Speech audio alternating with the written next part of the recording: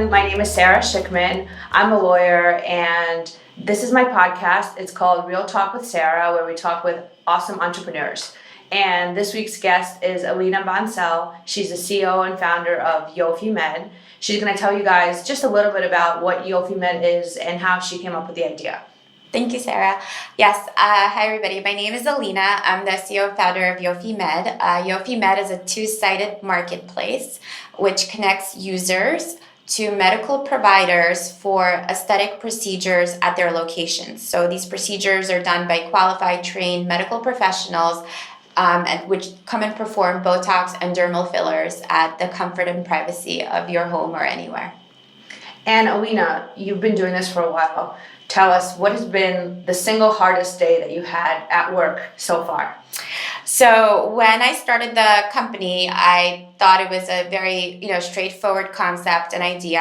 And then as I went forward, I was faced with a lot of legal restrictions. New York being one of the most challenging states, even though it's a major market for us. One of the health lawyers, sent in a legal document about another company that had sort of, similar concepts as to how, we're going to roll out. And basically it kind of stopped us in our tracks that we couldn't really move forward because these were rules and regulations that, New York was going to find to be, not compliant. And I had, a potential co-founder at the time that was interested on, doing this venture with me. And unfortunately, this news sort of broke him and he bowed out. But, it didn't break me. And we're still forging forward. New York is just one state and there's 49 others. And even though we have to modify and pivot a little bit in New York, we will, but we're still fully on board.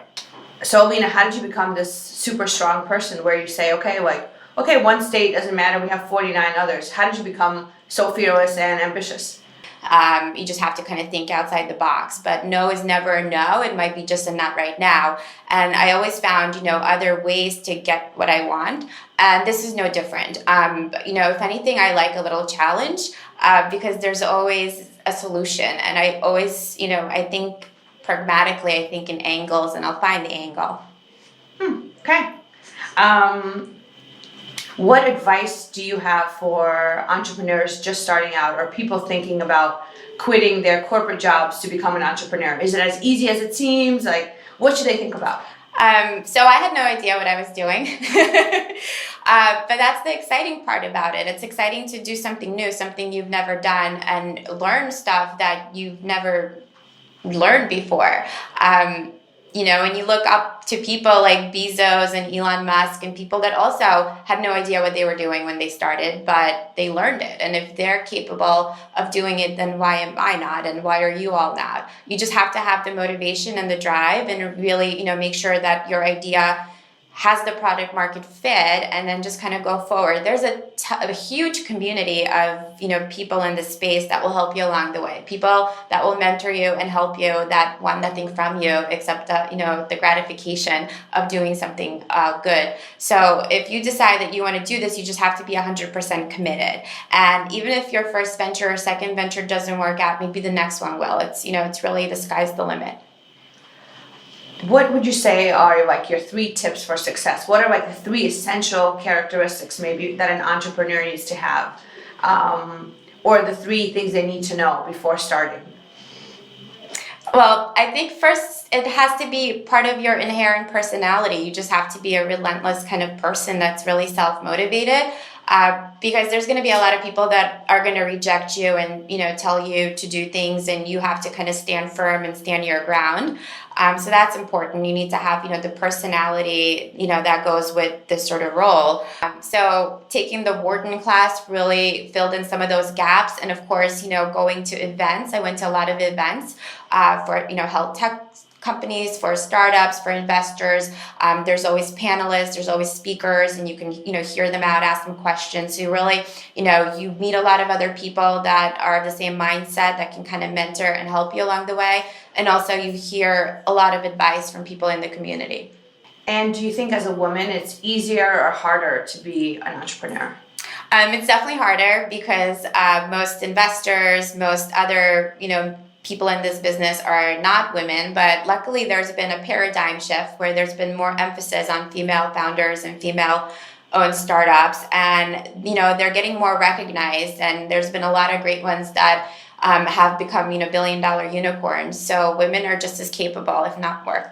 As you're doing this business, what's like the one line motto that keeps you going? Like, is there like a kind of a life mentality that you live by, or something that gets you through the toughest days?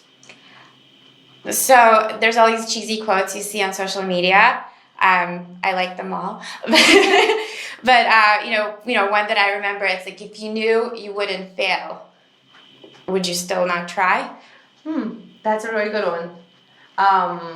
Yeah, the one that I like is execution is everything, right? Because we have so many people around us who have ideas, but you're one of the people who actually executes. Yeah, we hear that one a lot too. Everyone has ideas. Right. Yeah. And some people have really great ideas, and they never do anything with them. And some people have mediocre ideas, and then they end up building successful companies. So you never know. But ultimately, from what I've learned so far, it's not even the idea that is the important thing. It's the team and it's the timing. How did you start this company? Did you just wake up one morning and decide to do it, or was it over time? Like, what was the big pivotal moment for you? Pretty much, yeah. Pretty much just woke up one morning. But it was a morning after I got back from an event. I went to the Forbes 30 Under 30. Now, I know I'm not under 30, but they said that didn't matter. I could attend. So I went there for the weekend, and I was really, really inspired. I was surrounded by people that were just like me, people that from a very young age had a lot of their own businesses. They were very entrepreneurial. And I felt safe. I felt nobody would laugh at me. Nobody would say I had a bad idea, that I should just stick to what I'm doing, that I've got a great job, and that I'm crazy. All these people just encouraged you and motivated you, no matter how ridiculous one's idea was. It was sort of the feeling of being X-Men when they're all in a house together and they're like one another. It's very comforting. So I was very motivated that these people much younger than me were doing this, and they weren't scared. And why am I scared? If anything, I'm more equipped. I have more resources. I have a larger network. I have more foundation than they do. What is holding me back? If they can do it, I can do it. So then I woke up one morning, the next morning, and said, I'm doing this.